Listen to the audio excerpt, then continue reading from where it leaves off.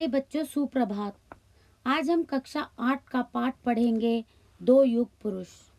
दक्षिण अफ्रीका के गांधी जी के फिनिक्स आश्रम के कुछ लड़के जब शांति निकेतन आए तब गांधी जी उनके साथ नहीं थे।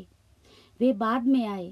आते ही अपने स्वभाव के अनुसार गांधी जी ने शिक्षकों और छात्रों से कहा कि आपको रसोइयों और नौकरों की सेवा नहीं लेनी चाहिए और सभी काम खुद करने चाहिए। गांधी जी की बात का समर्थन करते हुए गुरुदेव ने कहा, इस प्रयोग में स्वराज की कुंजी है और यहीं से युग की दो महान विभूतियां एक दूसरे के प्रति आकर्षित हो गई। 1917 में गांधी जी और गुरुदेव फिर मिले, इस बार कोलकाता में। कांग्रेस के उद्घाटन समारोह में गुरुदेव ने अपना सुप्रसिद्ध गीत भारत के प्रार्थना गाया और गुरुदेव के घर में पोस्ट ऑफिस नाटक खेला। उसमें गांधी जी उपस्थित रहे। 1919 में पंजाब में जलियांवाला बाग का हत्याकांड हुआ। विरोध स्वरूप गुरुदेव ने वासराय को कड़ी चिट्ठी लिखी और अपना नाइटहुड का सम्मान लौटा दिया। गुरुदेव का विरोध खिताब लौटाने तक सीमित रहा, लेकिन गांधी जी ने विदेशी सरकार के खिलाफ अपना असहयोग आंदोलन ही छेड़ दिया। गांधी जी का झुकाव राष्ट्रीयता की ओर था तो गुरुदेव का अंतर राष्ट्रीयता की ओर। लेकिन गांधी का राष्ट्रवाद संकुचित न था।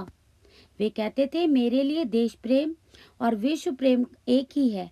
मैं देश प्रेमी हूँ क्योंकि मैं मानव प्रेमी हूँ। मेरा देश प्रेम बहुत व्यापक है। भारत की सेवा के लिए मैं इंग्लैंड या जर्मनी को हानि नहीं पहुँचा सकता। ऐसी देशभक्ति अधकचरी देशभक्ति है। गुरुदेव की राष्ट्रीयता में भी यह उदात्तता है। वे भारत की आज़ादी इसलिए नहीं चाहते थे जिससे वह दूसरे देशों पर अपना राज स्थापित कर सके, बल्कि इसलिए कि भारत अपना सर्वश्रेष्ठ अन्य देशों को दे सके। दोनों के लिए स्वतंत्रता का अर्थ केवल विदेशी शासन से मुक्ति पाना मात्र नहीं था, दोनों ही नैतिक मूल्यों के पक्षधर थे।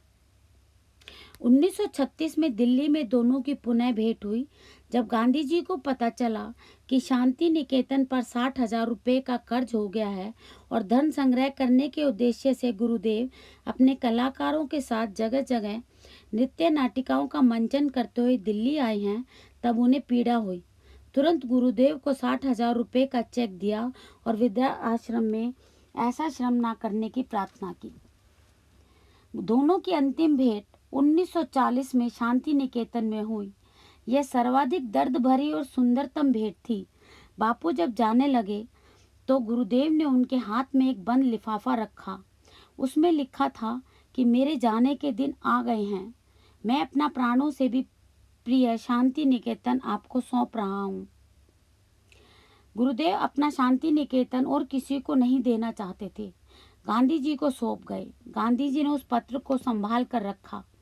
7 बरस बाद 1947 में जब देश आज़ाद हुआ तो वह पत्र उन्होंने पंडित जवाहरलाल को दिया। फलस्वरूप विश्व भारती शांति निकेतन केंद्र सरकार के अधीन केंद्रीय विश्वविद्यालय बना और उसकी आर्थिक समस्याएं हमेशा के लिए समाप्त हो गई। महात्मा गांधी और गुरुदेव दोनों का एक ही हमारे देश पर और देश के बाहर भी गहरा प्रभाव पड़ा है। यद्यपि बाहर से इनमें काफ़ी फर्क दिखाई पड़ता था, लेकिन आंतरिक समानता के कारण ही दोनों एक दूसरे के प्रति आकृष्ट हुए थे। धन्यवाद।